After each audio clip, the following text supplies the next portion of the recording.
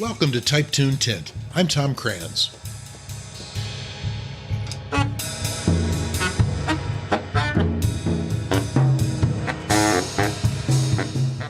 You're listening to the cutting edge of improvisational music by two master musicians based in Seattle, Don Berman and Dick Valentine. Today, I'll explore this music and its popularity with a special look at a specific instrument you probably haven't seen very often.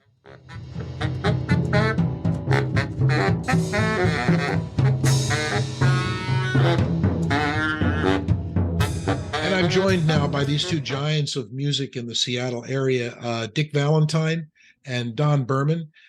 Dick and Don are the collaborators on the piece that you just heard a little bit of as we opened this particular episode. It's a piece called Mendacity. They performed it during a jazz festival that happened last year, which we'll talk a little bit about that. These two guys, first of all, welcome. It's good to see you, and I'm sure it's good to be seen as well. When did you guys start playing together and collaborating? I guess when did you basically discover each other? You've been in Seattle, both of you, for decades, and then suddenly you're playing together a lot. How did that happen? Dick, you first. Yeah, so as I recall, I met Don when a group I was working with did a free oriented kind of experimental music presentation at a collective gallery called collective art presentation space called Gallery 1412 here in Seattle. And I had a group at that time that was kind of the remnants of a improvisation workshop that the great Alistair Hood had conducted here in Seattle between 86 and 03. And then those of us who were in the workshop had continued to meet after Al passed away, because where else we were going to play music like that and pursue the goals that we were pursuing. So we were doing that. And Donnie, as I recall, was playing with Kenny Mandel's Ronan group. Yeah, so we were both on the same bill, so to speak. Right. So the two of us, the two groups, came together to do an evening presentation where, my group presented a set and Donnie's group presented a set, and then the seven or so of us joined forces and did some group improv, all totally free. What year are we talking here? How long ago was this? What was that, Dick? I would peg that right around maybe 11, maybe 12, 2011, 2012. Yeah. Okay, so a little bit later. So you guys have been playing together for, that's like a dozen years or so? Yeah, we know something like that. Okay.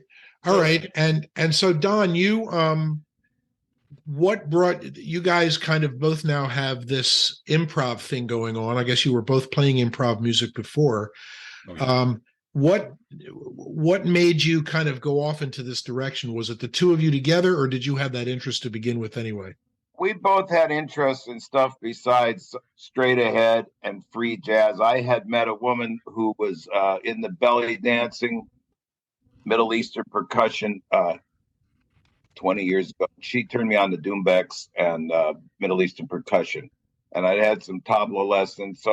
And I was a percussion major in college. So I kind of had an interest not just to only play drum set forever. And I think on the parallel road, Dick was accumulating and studying world flutes from a number of different countries. And as I recall it, we decided it'd be very easy to do a duo instead of some of the larger groups we tried to organize and give rehearsals for. And then COVID came along, and we sneaked over to Dick's house when we weren't supposed to and hung out in the same room, did many a Sunday. And it was really, of course, it was great to get out of the house, and to make music was a bonus. For myself, I had an interest in creating music since I ever became aware of the Art Ensemble of Chicago. Okay. I was pretty young when I found out about them, and I saw those guys, especially Joseph Jarman and Roscoe Mitchell, standing at the front of this stage with this trumpeter in a white coat, and Lester is standing there, lonely with his trumpet. And these two woodwind guys are just surrounded by, every blowable thing that you can imagine, plus synthesizers and little toys, and, Malachi in the back with his bullhorn and his little toys. Famadou Don Moye with a massive rack of, percussion stuff. and and all the face paint and the costumes and the presentation and the styling of what they were doing as great black music, which just had so much aesthetic and historical resonance. Art Ensemble of Chicago, that was a group that when I was a jazz DJ in college, I played it once in a while, and then I got a lot of people sticking their head into my studio and saying, "What is that? Don't play as much of that. Play more of this," because nobody gets that music. Yeah, but Don, who are like of that ilk music, Don? Who are the like the drummer or drummers who you looked at and who you heard as maybe an influence in that? Well, another common person that Dick and I both had was this guy named Al Hood. And at the end of the 20th century, I started hanging out at his house on Tuesday nights. He had an improv class. And it was new for me to get away from straight ahead playing into more free improv. And he said, you need to start listening to Ed Blackwell, who did a lot of work with Ornette Coleman and so forth. And he said, listen to Barry Altschul, who did a lot of work with Dave Holland and Anthony Braxton and Chick Corea. And these guys were a little bit more different ilk than the guys I'd been listening to, who were more like Art Blakey and Philly Joe Jones and, those great straight ahead drummers and Elvin Jones. And so I started widening my range of things I was listening to, and I started playing free jazz. You could have called that, because it was jazz. It was a free improv type of thing. And I was a true Gemini, because I like playing the straight ahead, like your guys told you to play more of at your station. And I also like doing the free stuff. And then I also had this world music thing going on, like a third interest. Getting back to the song that the music that we opened with here, composition called Mendacity. And this was something that you guys put together for this Earshot jazz festival that comes around every year in Seattle, correct? That's the yearly thing they do. So would you say that that piece that little chunk that we saw, and I'm going to play more of it in just a minute, is that, do you guys play from music? Do you, how do you approach coordinating a tune like that? We are trying to tell stories. We're musicians, we're artists. We feel like we have something to say about the society we live in, the world that's around us, the experiences that we're having. So Don has done scores that don't involve Italian notation, big dots on lined paper, for a lot of different things. Before we started running the show here, we were talking about his piece, Ascension Northwest, which was designed exactly that way. Well, almost exactly that way. There are motifs that were provided on paper in regular notation to everybody. They're very short. Each one is maybe a little melodic nugget or a rhythmic idea or a combination there. And so, and then there was an order in which the soloists were going to work. And Don chopped it up so that each soloist would be backed by a different sort of sub-ensemble, so that the sound would evolve over the course of the presentation, right? So everyone had something to read. Everyone knew what they were given instructions, what they were supposed to do, which was to develop this little musical nugget. And then the next person whose solo it was would emerge out of this and be joined by whatever part of the group there was. So, and so as what you're saying is that there's not like a complete, what's the word I'm looking, there's not like a complete score or chart of the piece, correct? There's a complete score. It's just that not all of it is in Italian notation. Some of it is in plain English words. For the wider audience out there, Ascension is the name of a composition by John Coltrane that became an album called Ascension on Impulse Records. And it was recorded in 1964, right here in freaking New Jersey, by the way. Yeah. Yeah, that's correct. And it was seen as really, at that time, I guess Coltrane was moving his music was being described as a little more restless. He had been, making the quartet scene with McCoy Tyner and I guess Jimmy Garrison and Elvin, Right. and recorded a number of really successful albums, including A Love Supreme. But he seemed like he wanted to do more. He wanted to break out. He wanted to tell a different story. A lot of it, I think, was inspired by his belief in God and his faith. And so he wrote this piece, Ascension. And I remember reading, I think that Albert Eiler was a sax player of a kind of the free jazz, for lack of a better term, idiom. He was an influence for him. And Albert Eiler, much the way you just described it, Dick, he did motifs. He handed out to all the different, or suggested to the different members of the group. I think there were 11 or 12 musicians. Each one had their own little, it was like a mini set of instructions, I guess, for lack of a better word. Yeah. And that sounds like pretty much what you did when you did your version of Ascension, Don, which was performed in 2017 as an homage to Coltrane, I guess, right? Wasn't it for his 90th birthday? Yeah, what happened is I was driving in my car and I had the radio on, and it was actually, I think, 2016. Okay. And they said, hey, it's going to be Coltrane's 90th birthday this year. And a little light bulb went on my head. I said, I got to do something about that. Well, it took till 2017.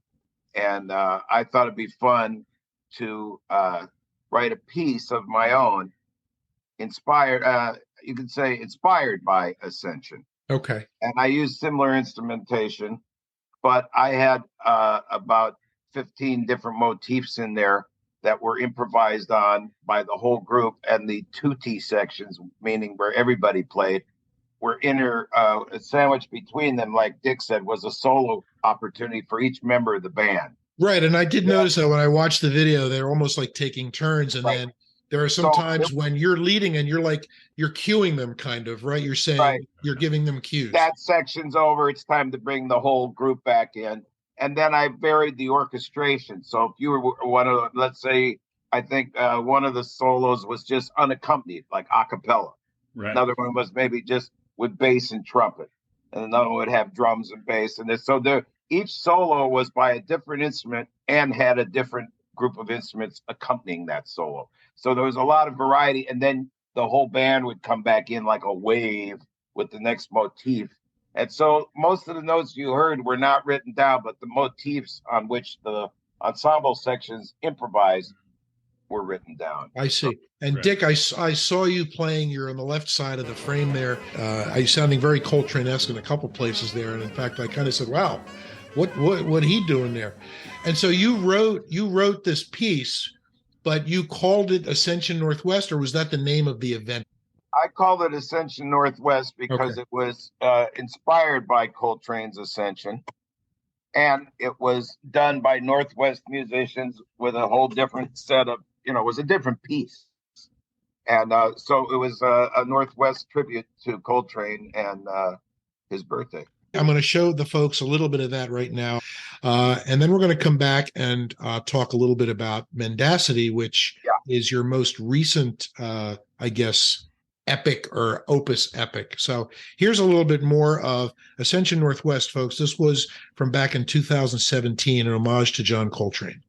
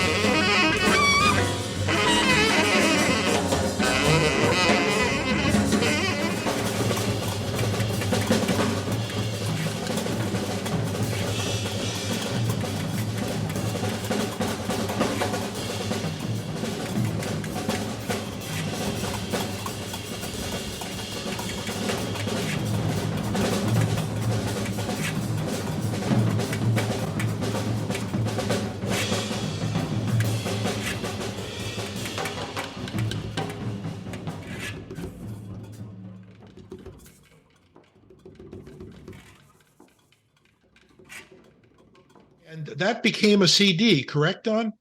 Yes. Which Yes, I that's have somewhere. right. It became a CD, and it's going to be picked up by a friend of mine's label called Right Brain Records, and so it'll be Oh, on. is that right? What? You didn't What's tell that? me that, Don. Congratulations. It's a nude development. Nude Yeah. development. It's Yeah. a nude great. development. No nude Just this developments, please. This is a family podcast. Yeah, just this week. And so that's that. It's in the project stage. But yeah, that particular piece and CD, all the money we made from that, which is a ton.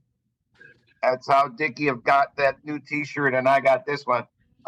We gave the money to a Seattle organization that protects battered women.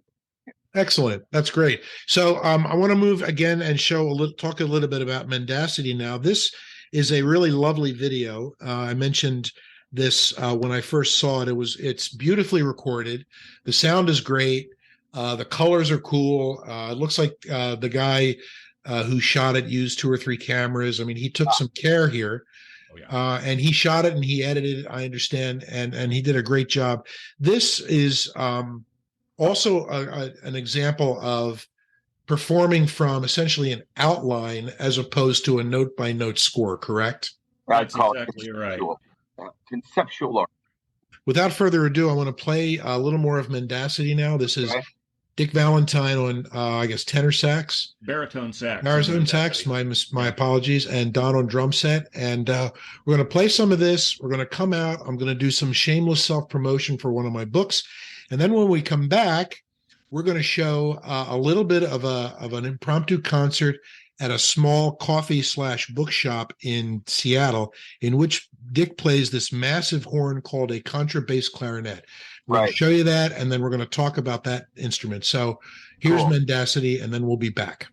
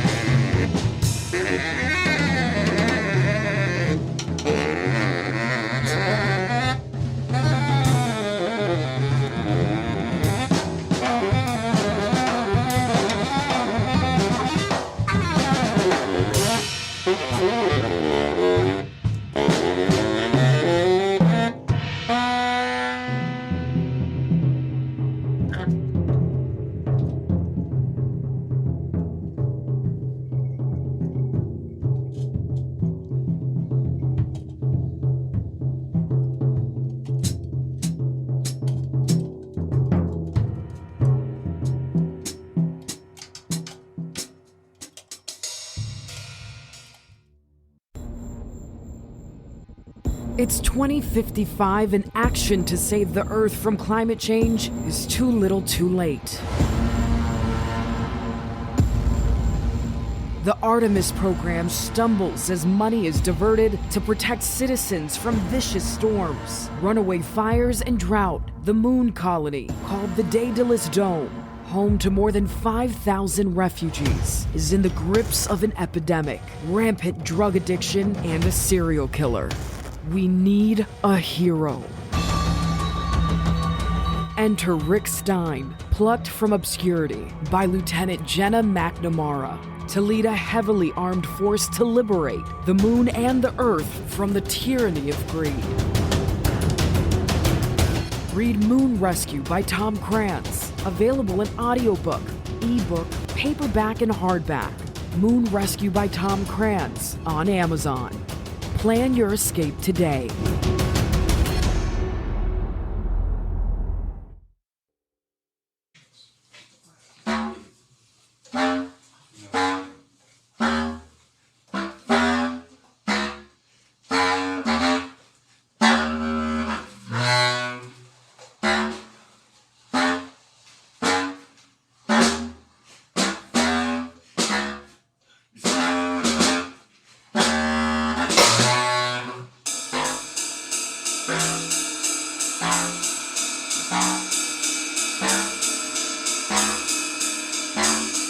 And that, folks, is Dick Valentine on the contrabass clarinet and Don Berman playing drums at a little club slash, well, it's a coffee shop, bookshop in Seattle called Huth Buzzard. I've actually been there. And it's a place where, musicians gather. I guess they play for free, or maybe you play for a cup of coffee. I don't know. But you can always find somebody playing there while you browse the bookshelves.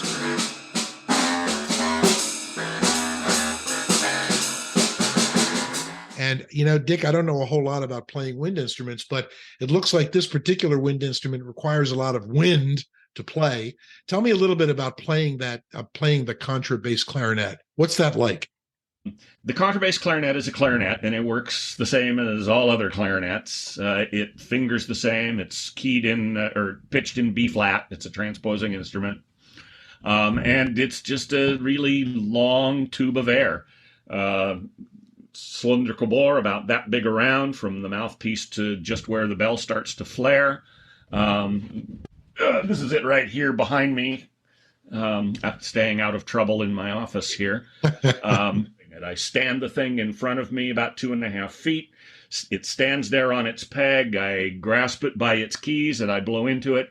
The horn holds itself up, so I'm not expending energy trying to maintain the horn in a position or hold its weight or anything. I'm just, I just move my fingers on the keys. Right. And then, yes, I have to breathe into it enough to activate the reed, which once it's going, it's kind of going. It does take a lot of support to play, which is not exactly the same thing as blowing a lot of air into something.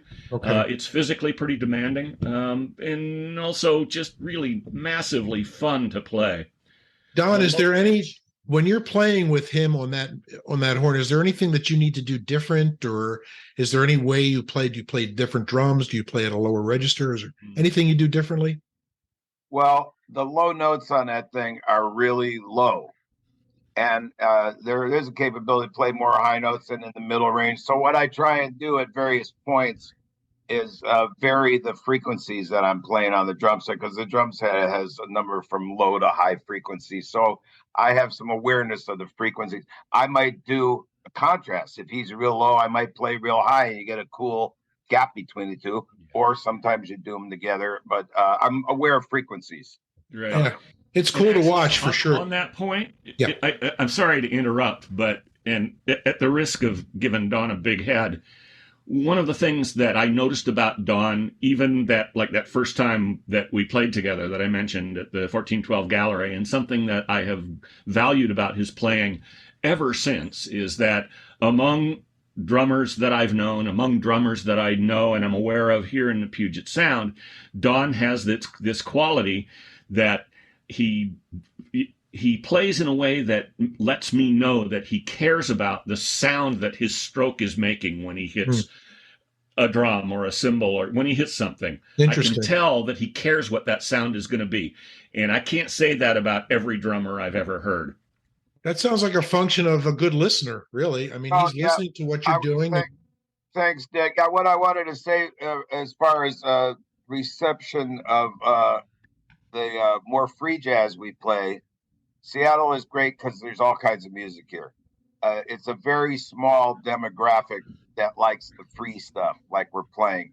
I mean, nationally, if you look at record sales, I think jazz is 1% of the 100% of record sales.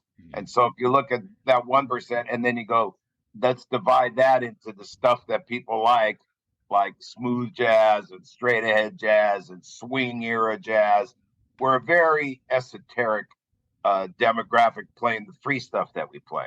Now, Seattle's a good size jazz scene, but there's always, anywhere in jazz, there's more players than there are gigs. The supply of players exceeds the demand. You also get together and play with people without regard for the industry because you want to play. Like some societies, they have music in the society. Nobody even does it for a living. It's just part of the culture. It's physically very satisfying to play an acoustic instrument, and always has been to me. There's very sensual, tactile aspect of the experience, but plus the sound, right? Which I love. I mean, I play saxophone because I like the way that thing sounds when I play it, right? At the same time, yeah, I feel like I have a story to tell.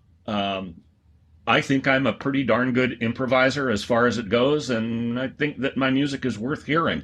So, I'm out there, and I'm thinking, if there's people in the room, I want them to understand and respond to what I'm doing. It's one thing that's apparent by watching the video of your concerts here, which is that music is a part of the fabric of both of you guys. Dick, you talk about the visceral joy of doing it. Don, I can see it in your face too when you're playing. The feel of the sticks and the impact of the sticks on the cymbal and everything. I think that any real musician feels the same way, like it's part of who you are and it makes up part of the person you are. Dick Valentine and Don Berman, I want to thank you guys for joining me from your palatial estates in Seattle, Washington. You guys are giants. I'll be watching you.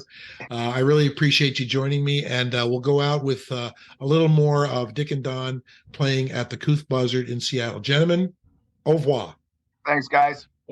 Thank you, Tom. It's been a real pleasure.